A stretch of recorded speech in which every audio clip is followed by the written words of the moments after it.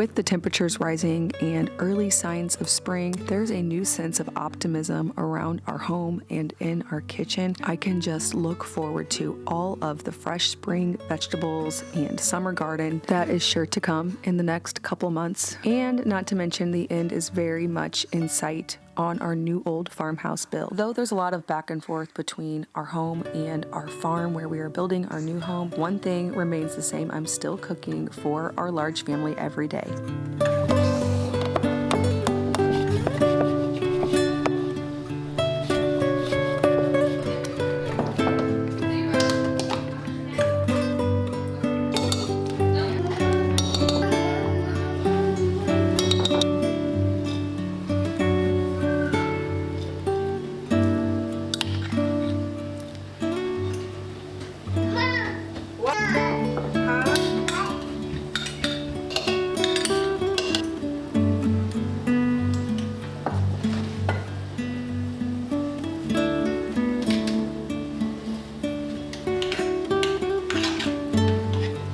Today, I'm making an easy baked pasta dish recipe. I like recipes like this because I can easily double it or even triple it for another meal for our large family. Plus, I can use all of the delicious sausage that I recently picked up.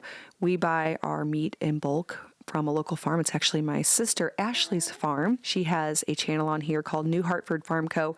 But we recently picked up a whole hog, so we have tons of sausage. So I love using recipes like this because they easily feed a large family. Plus I stock up on mozzarella cheese from Azure Standard. So I have a lot of that on hand, making this dish easily come together. I like to add in spinach, but this will be even better when it's fresh in early spring. I keep lots of marinara sauce in my pantry for easy, very fast meals, but when I have a little extra time at home, I do like to make homemade marinara just because it's so easy and so much more flavorful. So that's what I'm going to be doing today. I definitely don't always do that. And another little adaptation I'm making is instead of ricotta cheese, I am using farmer cheese because I have a lot of it on hand and they work really well interchangeably. I will leave links for all the recipes in the description box below. Of course, you can also head over to farmhouseonboone.com to see what I'm cooking there and get all the recipes. We are in a season of life right now where I'm not making homemade pasta from scratch.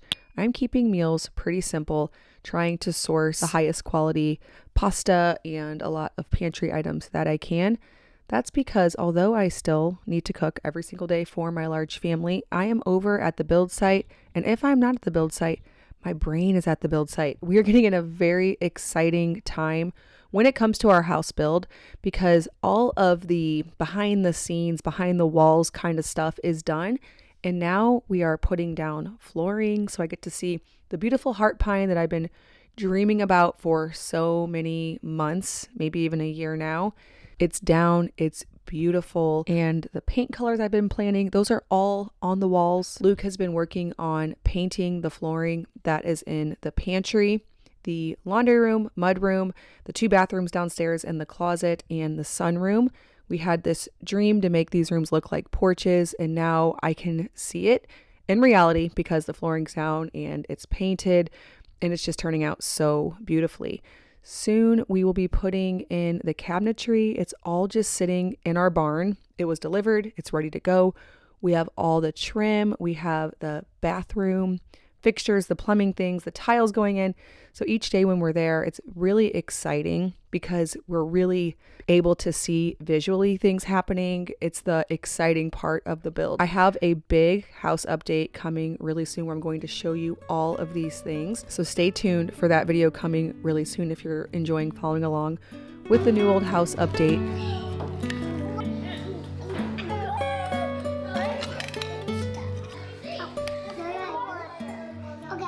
Like most moms, I have a lot of things that I need to get done. Cooking for my family, managing projects we have going on. When it's not the house build, it's going to be gardens at the new house, homeschool events and curriculums. There's just so many things to manage. I need to keep my energy and my nutrition supported. That's why I take Needed. Now, Needed is the prenatal that I took throughout my pregnancy with Miriam. She is 5 months now and nurses around the clock. And so there are a lot of nutritional demands when it comes to that. Plus, I'm 40 now, so I'm trying to take my nutrition a bit more seriously and continue taking my prenatals, which is something in the past I have not been very good about, but I can definitely feel the difference this time around because I have continued taking Needed. Needed was created by two mothers and trained nutritionists who are passionate about transforming women's health through better nutrition. They recognized the gaps that were in prenatal and postnatal care, so they developed a comprehensive nutrition system for fertility, pregnancy, postpartum, and lifelong women's health. Their approach goes beyond the bare minimum supplementation and instead includes the nutritional support that women actually need. 95% of women are deficient in at least one key nutrient, and that can really affect us in so many ways. Nutrition has the power to change outcomes for mothers and babies, and Needed is designed to maximize nutrient absorption. They have zero tolerance for unnecessary fillers, so you can be confident that you're just getting the stuff that you really need to keep you going, keep you supported. Needed is recommended and used by more than 15,000 women's health experts, from midwives to OBGYNs to functional medicine doctors, and it's always rigorously third-party tested. Preconception, pregnancy, and postpartum are some of the most nutritionally demanding times of a woman's life.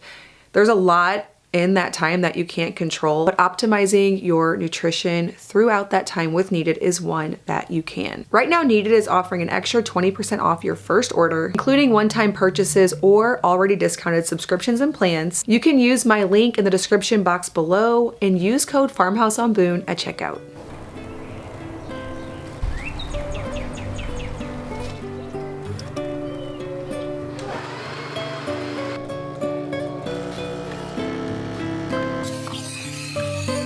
One easy way that we use a lot of whole grains is in making cookies. We make a lot of cookies around here just because they're a fast and easy snack or dessert. Everyone loves cookies, and it's very easy to replace the flour with 100% freshly milled soft white wheat. I do have a recipe over on the website that is whole grain, freshly milled cookies, so you can check that out. I also do have a freshly milled grains course. If it's something you've been on the fence about and you're thinking you want to try it, but you're a little confused or overwhelmed, I do have that. I also have a free ebook on sourcing and storing grains. I will leave that linked in the description box below, as well as the course where I walk you through everything when it comes to using whole grains. I'm making cookies today, but this is usually something that one of my kids can do. We leave the mill right out on the counter just so it's really easy and accessible to get to. It's not this extra step of digging it out of the pantry or a cabinet. Almost as fast and easy as getting out a bag of flour. Just one extra step of putting it through the mill. I like to weigh my grains beforehand, so I don't even have to measure. It just goes directly in the bowl and I can start adding the other dry ingredients from there. It makes these really doable even for a busy day.